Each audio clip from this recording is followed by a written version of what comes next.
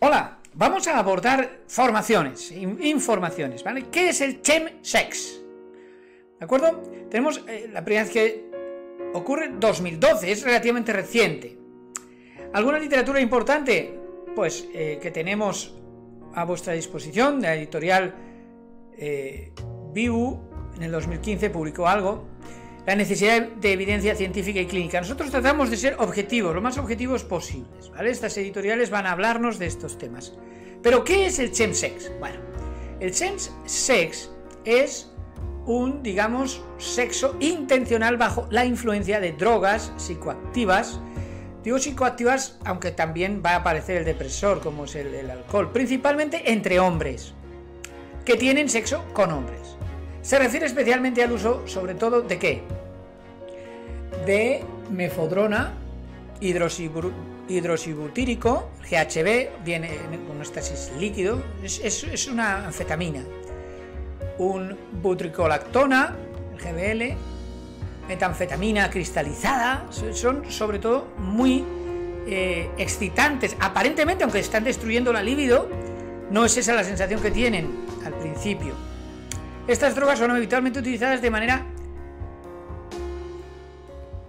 concomitante, ¿vale?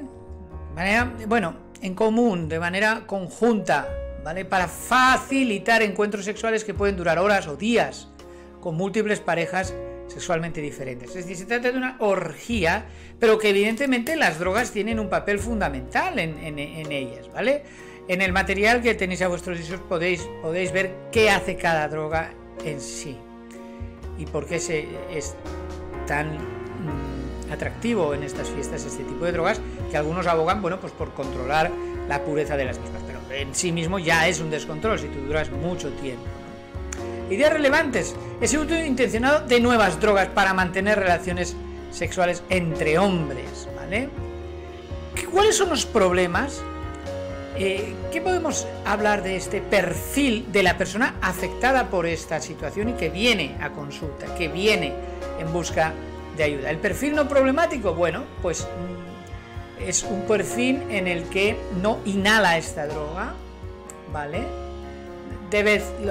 Menos de una vez al mes, ha acudido a alguna fiesta, no frecuenta muchas parejas sexuales, no tiene un trastorno psicopatológico o psicológico previo o que pueda ser, digamos, desencadenante.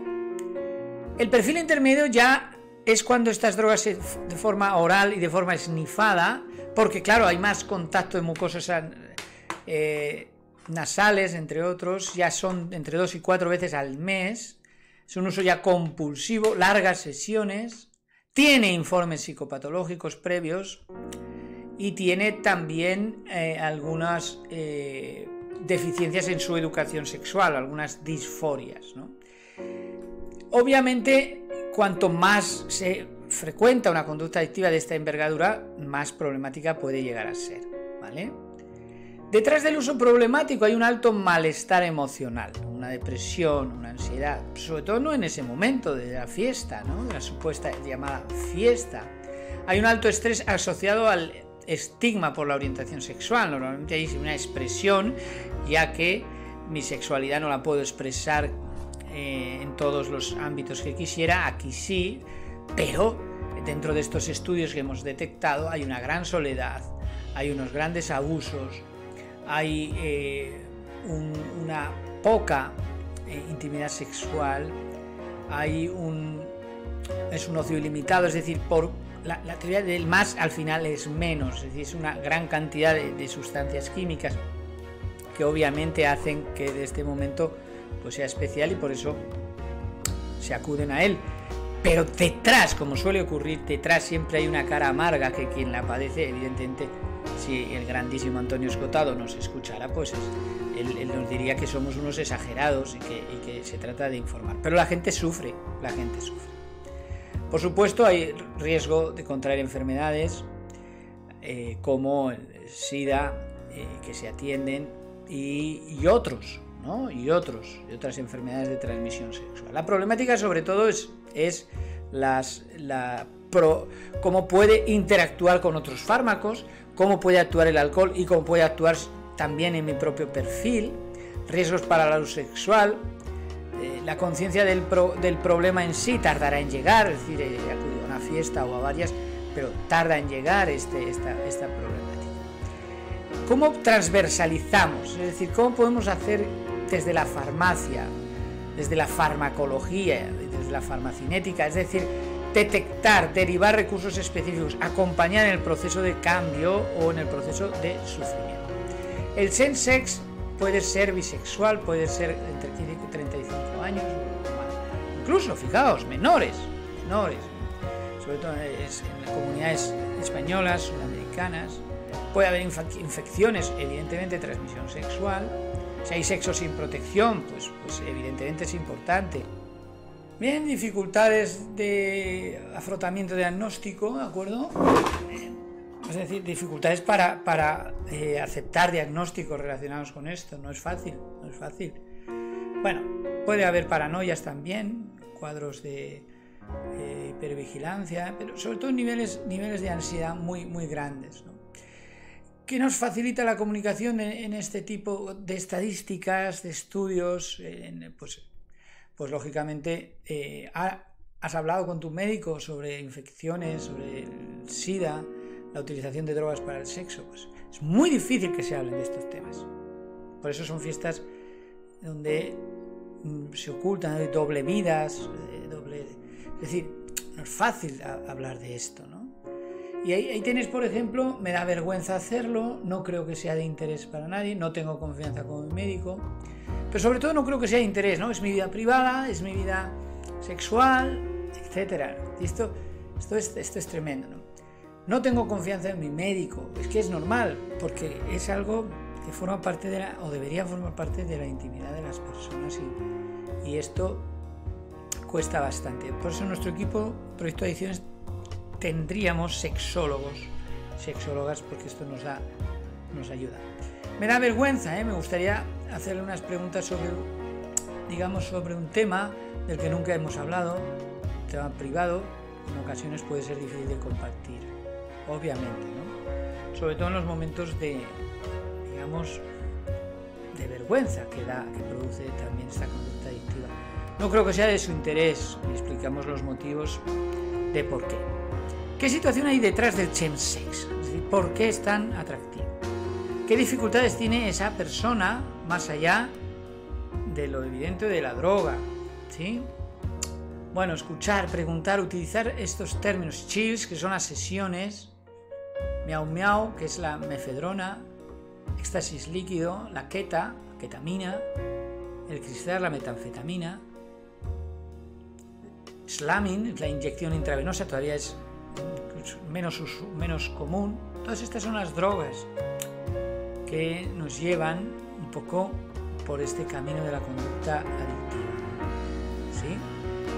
La Sociedad Española de Psiquiatría obtuvo un premio de innovación clínica en 2007 cuando habló de reducir los riesgos de controlar. Esto es lo que es muy curioso, porque la propia fiesta en sí fomenta el descontrol. Entonces, lo que ha hecho este estudio, bueno, pues vamos a intentar controlar, pero es en sí una contradicción. Objetivos del programa que tiene este programa, Sexo, Drogas y tú, bueno, incrementar la concienciación entre la comunidad LGTBI, sobre todo con profesionales sociosanitarios, y concienciarse de los riesgos, lo que puede ocurrir, o intervenir en casos de acogida, es decir, ha pasado algo, ha sufrido una infección, o ha sufrido contra el SIDA, bueno, detención, acogida y atención, ¿no? Y luego las intervenciones psicológicas, sexológicas, en salud sexual, en psiquiatría, en atención social y ocupacional. Todo esto son muy importantes, ¿de acuerdo? Y hemos hecho algunos de los programas dentro de esos casos atendidos en el 2017. Hemos hecho 82 casos con 14 altas, 8 abandonos y 68 pacientes en seguimiento. Es decir, no abandona mucha gente en una edad media de 36 años. Pero repito, de aquellos que se atreven a dar ese paso. La derivación a unidades médicas, la mitad, un poco más. A ayudas en webs o en apps, también un porcentaje alto. a amigos, a centros sobre drogas, o centros sobre adicciones también se ha derivado, ¿no? En Madrid, por ejemplo, y en Tetuán hemos tenido estas páginas web para que, si queréis, podéis ver cómo ha evolucionado todo esto. En Barcelona, en Valencia, en Bilbao, en Zaragoza, en Sevilla, en La Coruña se ha hecho esta prueba piloto, en el resto de España, ¿de acuerdo? Otros recursos que pueden estar a vuestra disposición, pues haz el chemsex lo más puro posible, lo más protegido posible.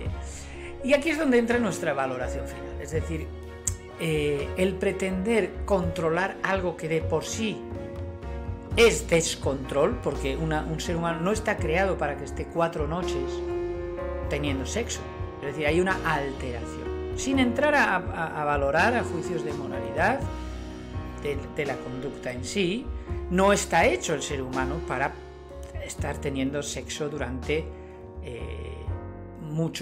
tanto tiempo seguido, y si hay una alteración del sistema nervioso, con drogas que son además peligrosas. Podemos influenciar en su pureza, pero no sabemos cómo va a reaccionar todos los cerebros que están en esa fiesta de la misma manera, etc. Entonces me parece que, bueno, es muy positivo que queramos ayudar, pero queremos ayudar controlando la fiesta, que es una fiesta de descontrol.